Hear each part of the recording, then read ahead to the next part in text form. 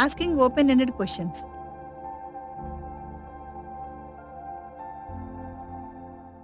Hello teachers, బోధన దృశ్య మాలికకు స్వాగతం.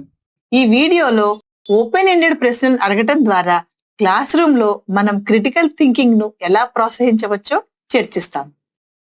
మనం కొనసాగించే ముందు స్క్రీన్పై ఉన్న చిత్రాన్ని పరిశీలించడానికి ప్రయత్నిద్దాం. 2 చిత్రాలలో టీచర్ అడుగుతున్న ప్రశ్నలపై దృష్టి పెట్టండి. స్టూడెంట్స్లో క్రిటికల్ థింకింగ్ను ప్రోత్సహించడంలో ఏది సహాయపడుతుందని మీరు అనుకుంటున్నారు? మీరిక్కడ వీడియోని పాజ్ చేసి ఆలోచించడానికి కొంత సమయం తీసుకోవచ్చు.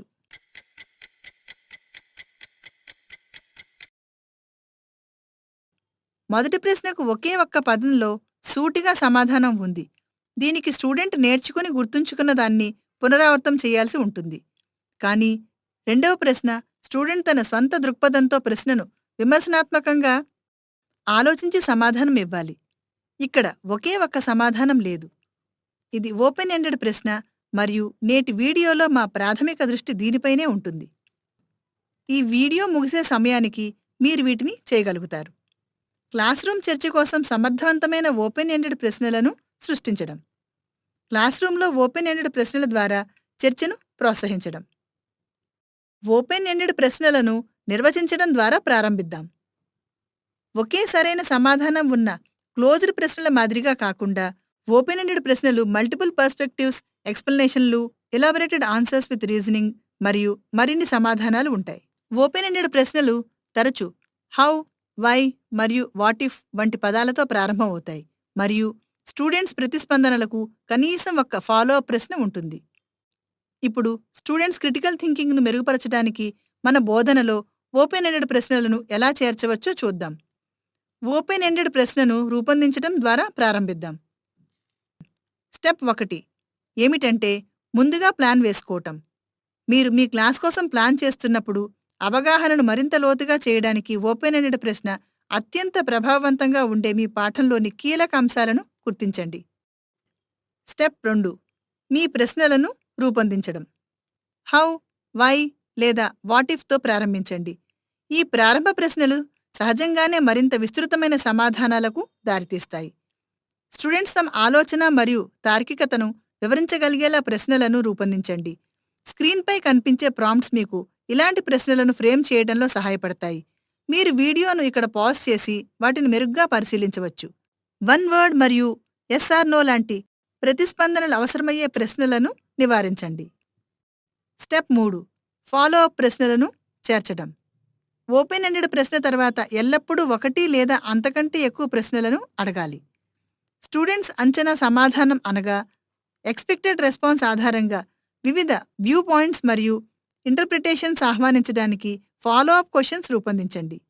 మీరిక్కడ వీడియోను పాజ్ చేయవచ్చు మరియు స్క్రీన్పై ఫాలో అప్ ప్రశ్న ఉదాహరణలపై కొన్ని ఆలోచనలను చూడవచ్చు. లోతుగా చర్చించడానికి మరియు ప్రారంభ ఓపెన్ ఎండెడ్ ప్రశ్న తర్వాత బహుళ దృక్కోణాలను అన్వేషించడానికి ఈ ఫాలో అప్ ప్రశ్నలు అవసరం.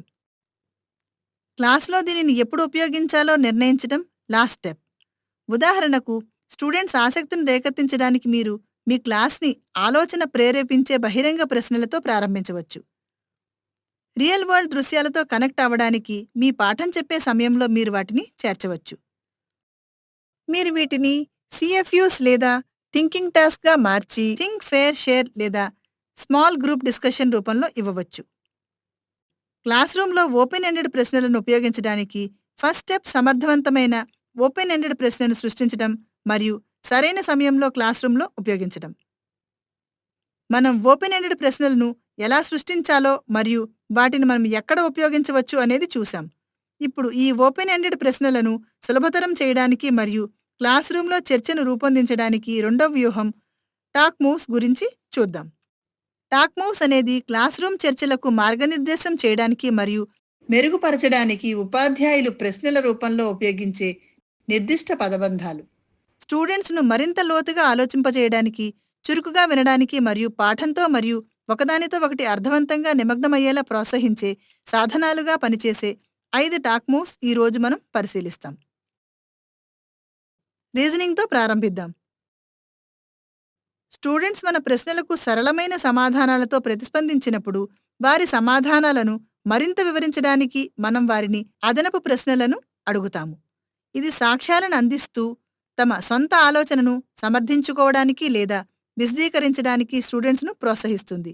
ఇది స్టూడెంట్స్ను ఇతరుల ఆలోచనలతో పరిచయం చేసి వారి పర్స్పెక్టివ్స్ విస్తరించడంలో సహాయపడుతుంది. క్లాస్లో స్టూడెంట్ మరియు ఉపాధ్యాయుల మధ్య చర్చగా దీనికి ఉదాహరణను చూద్దాం. ఫోటోసింథసిస్ భూమిపై ప్రాణానికి ఎందుకు చాలా ముఖ్యమైనది? మొక్కల పెరుగుదలకు ఫోటోసింథసిస్ ముఖ్యం. కరెక్ట్. మొక్కలకు ఫోటోసింథసిస్ ముఖ్యమని నువ్వు అన్నావు.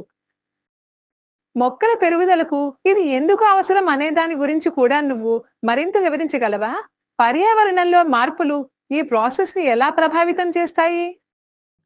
ఇక్కడ మీరు అడిగిన ఓపెన్ ఎండెడ్ ప్రశ్నకు స్టూడెంట్ జవాబును అంగీకరిస్తారు, అదనపు వివరాలను అడుగుతారు మరియు మరింత అన్వేషించడానికి సంబంధిత ఫాలో అప్ ఓపెన్ ఎండెడ్ ప్రశ్నను వేస్తారు. ఈ టాక్ మూవ్ను ఉపయోగించడానికి స్క్రీన్పై మీకు పనికి వచ్చే కొన్ని ప్రాంప్టులను చూడవచ్చు. రెండవది turn and talk. Open ended ప్రశ్నలకు విస్తృతమైన సమాధానాలు అవసరం కాబట్టి తోటివారితో చర్చ స్టూడెంట్స్కు ఆలోచనలను పంచుకోవడానికి, విశ్వాసాన్ని పెంపొందించడానికి మరియు వారి ప్రతిస్పందనలను స్పష్టం చేయడానికి అవకాశాలను అందిస్తుంది. విద్యార్థులందరికీ వారి ఆలోచనలను ప్రాసెస్ చేయడానికి మరియు వ్యక్తీకరించడానికి అవకాశం ఉందని ఇది నిర్ధారిస్తుంది. మనం ఓపెన్ ఎండెడ్ ప్రశ్న వేసిన తర్వాత ఈ టాక్ మూవ్ను ఉపయోగిస్తాము. మనం ప్రశ్న వేస్తాము మరియు క్లాస్తో జవాబు చెప్పే ముందు భాగస్వామితో వారి ఆలోచనలను చర్చించమని స్టూడెంట్స్ను అడుగుతాం.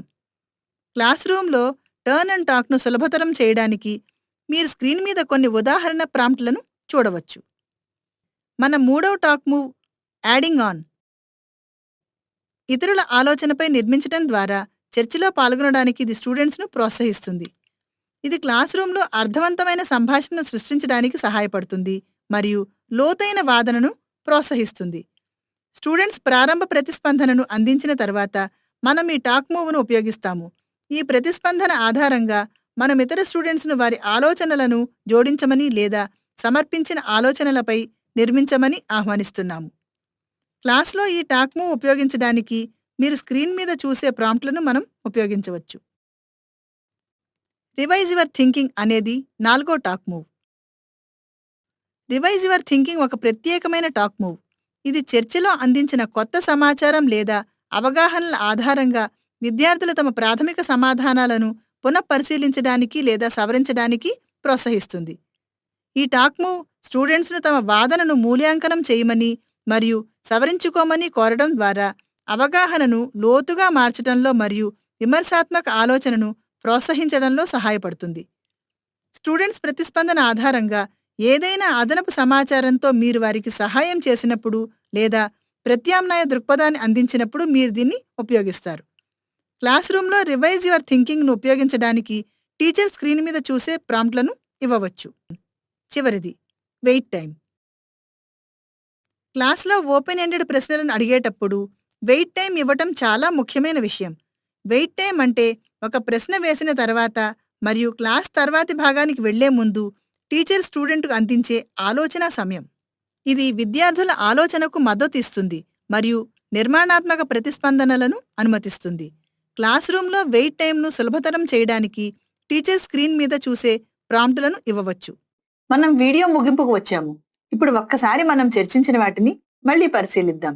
ముందుగా ఓపెన్ ఎండెడ్ ప్రశ్నలు ఏమిటో మరియు అవి క్లాస్ రూమ్ లో స్టూడెంట్స్ క్రిటికల్ థింకింగ్ ను ఎలా మెరుగుపరుస్తాయో అర్థం చేసుకోవటం ద్వారా మనం ప్రారంభించాం. ఆ తరువాత మనం 2 స్ట్రాటజీస్ అన్వేషించాము.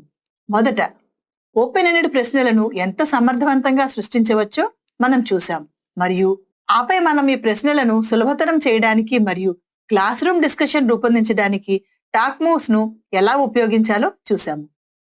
మీరు ఈ క్లాస్ రూమ్ లో ఓపెన్ ఎండెడ్ ప్రశ్నలను పొందుపరుస్తారని మరియు స్టూడెంట్స్ క్రిటికల్ థింకింగ్ ను ప్రోత్సహించే అర్థవంతమైన చర్చలను సులభతరం చేస్తారని మేము ఆశిస్తున్నాం. Thank you.